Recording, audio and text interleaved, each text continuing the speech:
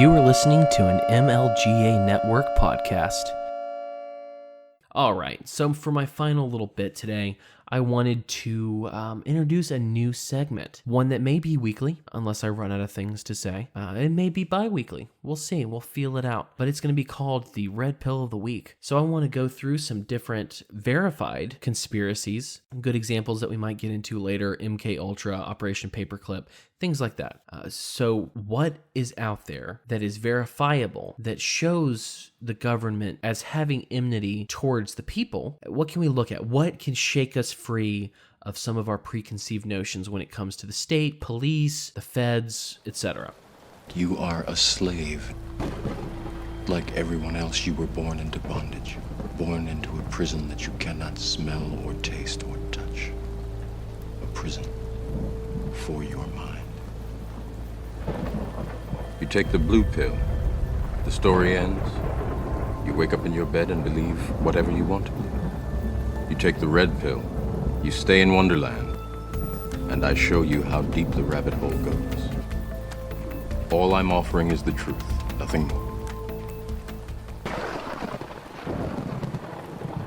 So I want to start off by telling you a little story about the night that Philadelphia was given the name the city that bombed itself. MOVE is a black liberation movement of anarcho-primitivists out of West Philadelphia. They've been active since 1972. The name MOVE, although it's in all caps, is not an acronym. They were named after what they were intended to do, which is to literally move. As the founder, John Africa, said, everything that's alive moves. If it didn't, it would be stagnant, dead. And when members of MOVE greet each other, they say, on the move. But yeah, so MOVE was kind of a mix of black power and flower power. It was actually once, before it was called MOVE, it was called the Christian Movement for Life. These guys, they adopted dreadlocks like the Rastafarians. They were into green politics, animal rights. They openly opposed science, medicine, technology, and they sought to return to a hunter-gatherer society. They actually believe that all living things are equally important, and all these people changed their last name to Africa to show reverence for their mother continent. So MOVE was very outward in their beliefs. They demonstrated against puppy mills, zoos, circuses, and any form of quote-unquote enslaved animals. As Del Africa, one of the members put it, they refused to bow down to this murderous, racist, sexist, rotten-ass system. They protested 3 Mile Island's nuclear power plant, industrial pollution, and police brutality. And MOVE was well acquainted with police brutality. MOVE liked to share their political ideology via expletives over a bullhorn 24/7. In 1978, after complaints by their neighbors, the police decided to remove them from the house that they lived in, their little commune. After some negotiation over time, including letting some of the MOVE members out of jail and them giving up weapons or coming peacefully, etc., things didn't work out when it came to negotiations. And the police were fed up, and MOVE was unwilling to, ironically, move. So that's when the first standoff with those remaining in that house happened. When the police actually tried to enter the house, gunshots erupted. A policeman was shot in the back of the neck and he died. Of course, the police blamed the 9 remaining members in the house, despite MOVE claiming that they had no operable weapons in the house, and eyewitnesses claiming, you know what? That may have come from behind the police officer. It may have actually come from another police officer. Could have been friendly fire. Those 9 people were charged with third-degree murder. Fast forward to today. 2 of the 9 died in prison. 2 of them are still in prison. And the rest spent an average of 40 years behind bars before they were let go.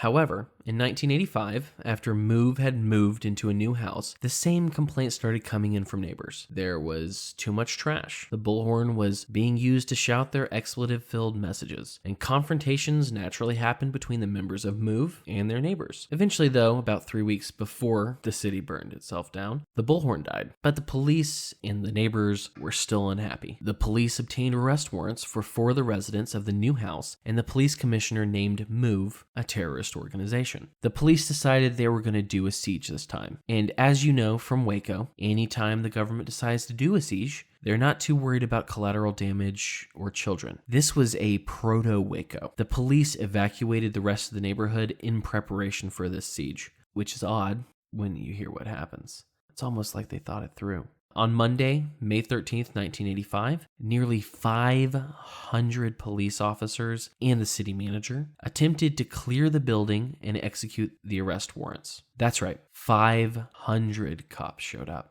They turned off the water to the house, they turned off the power, and they tried to get the MOVE people to come out that way. But again, MOVE didn't move. They stood their ground, and this time they had weapons. There was an armed standoff. The police lobbed tear gas at the building. MOVE shot back. The police actually went through somewhere around 10,000 rounds of ammunition at the house, but MOVE didn't move. That's when the police decided to do something drastic. Instead of using tanks to burn down their compound, they decided to be even more blatantly deliberate about what they were going to do. They dropped 2 1-pound Tovex bombs. Tovex is a dynamite substitute. They dropped this on the roof of the house, targeting what they called a bunker-like cubicle. The explosions, believe it or not, started a fire when it reached a gasoline-powered generator on the rooftop. The police actually held back the firefighters from stopping the fire at the MOVE house because they were afraid that MOVE would shoot at the firefighters. Okay?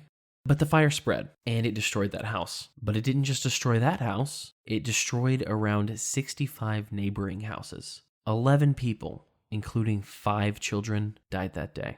Regardless of the warrants out for contempt of court, possession of firearms, alleged terrorist threats, or whatever the police had on MOVE, I find it hard to justify dropping bombs on a house in the middle of a city. I find it hard to justify subsequently burning down, or at least not stopping the burning down of 65 houses that other people owned due to people and the police's distaste for expletive-laced bullhorn politics. I find it hard to justify the deaths of children over a handful of warrants. I can't find that justification, can you? Say what you will about MOVE, disagree with them, be annoyed by them, want them out of your neighborhood. For God's sake, talk to each other. Find out better ways to handle them or to physically remove them from their house. But don't kill the kids, man. What? The state does not like being challenged physically or politically. They will do what they can to shut you up if you pose any sort of threat or if you annoy your neighbors enough. They're going to use the police, the arm of the state, the sword of the state, who are allegedly there to protect and serve. And they're going to use those police to drop bombs on houses, on your house, or drive a tank through your front door just because you're too loud, because you don't agree with everyone on your street. But don't worry. In 1996, a federal jury ordered the city to pay a $1.5 million civil suit judgment to survivor Ramona Africa and relatives of 2 people killed in the bombing. The jury found that the city used excessive force and violated the members' constitutional protections against unreasonable search and seizure. I'm sure that $1.5 million in blood money was able to bring all those kids, all those adults, just right back to life. All right, so there's your red pill. Don't take the whole bottle.